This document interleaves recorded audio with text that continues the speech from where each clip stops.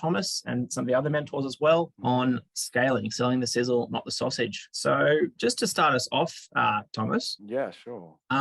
We're looking at scale, which is probably one of the toughest things for accounting firms to master. We're not naturally good at sales. If we were, Ed likes to say we'd be in a different industry. But that's not to say that sales isn't very important. So we're big on systems in Wize, if you haven't noticed. And Thomas, in his time as a Wize mentor and as a mentee, you've developed a really great kind of system for capturing those sales. So just for some context for everyone, as you are well aware, if you're here, many firms give away a lot of their knowledge and IP for free to their clients. And in the spirit of addressing the problem and not the symptoms, we want to look at what are the core reasons for this happening in firms and how can we turn conversations into an opportunity to better serve clients and generate more revenue. So with that in mind, Thomas, when it comes to a practical system to follow to take advantage of these opportunities, you've talked often over the last few years about a 3-phase process of discovery, proposal, and production. Can you walk us through exactly how this addresses the problem and what this entails? Yeah, look, and just before I dive into it, when we're looking at any part of a system in a firm, it easily becomes complicated. It seems that there are so many steps and facets that we need to get right.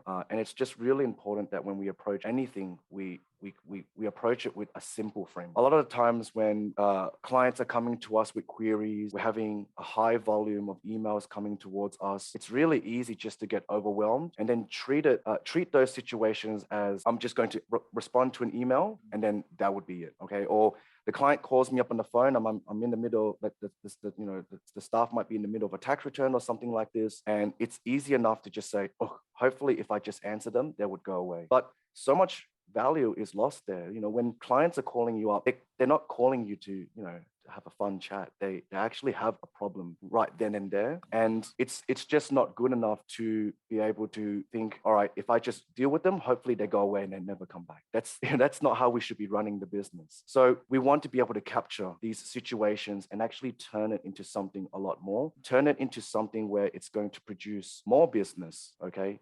for the teams.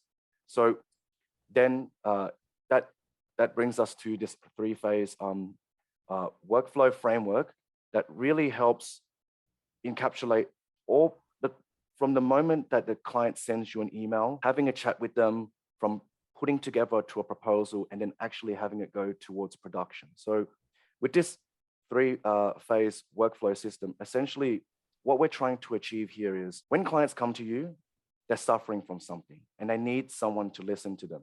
Okay, they're willing to tell you all their problems. And when they tell you the problems, of course, you're going to have solutions to be able to help them with, coming from your menu of service. We encourage, our client managers that instead of just trying to answer them and that's it, take a step back to pause and plan instead of panicking about, another email, another triage item, and work together with the team to set up an appointment with the client and just take a step back and have a conversation. They're coming to you and they're saying, I need an accountant's letter. 9 times out of 10, the firm would just put it together and send it out to the client, okay? They're coming to you and they're saying, can you give me a copy of your my financial statements and tax returns? So what do we usually do? We go, okay, let me go grab that for you real quick, okay? That's not a great way to deal with it. When clients are coming to us like this, we as advisors, whether you're a bookkeeper, you're an accountant, you're a lawyer, it doesn't matter. We should take a step back to actually see how can we learn more about their problem, okay? How can we discover the opportunities that we might be able to actually help them with? And it doesn't matter if it's a new client or an existing client. Every situation that arises like this, we just need to begin with discovery first, okay? Because then from discovery, we're able to actually put together a proposal.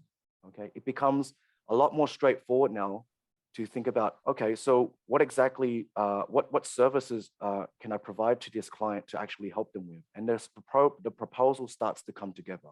We begin to properly scope out how we're going to help them. And a lot of the time when we engage a client and they're paying us like some sort of monthly retainer, they start to ask for this, they start to ask for that, and we're losing track of actually what did they originally engage us for. And actually, sometimes the clients don't even know. Sometimes they're not even fully aware of what you could possibly offering them. Doing the discovery, then going to the proposal and scoping it out properly lays the groundwork so that when that proposal gets accepted and it leads towards into production, it's a lot clearer with the team about what they have to do.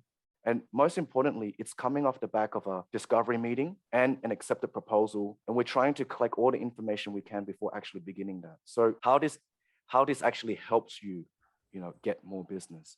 We in our firms encounter every day, we have hundreds of opportunities to produce more business. It's really easy to think, maybe I need another Facebook ad, maybe I need to go create another landing page or make another ebook or something. But there is already so much business within our own firms that if we can train our client managers and the rest of our team on just a simple process to follow, we might just be able to capture more business from them.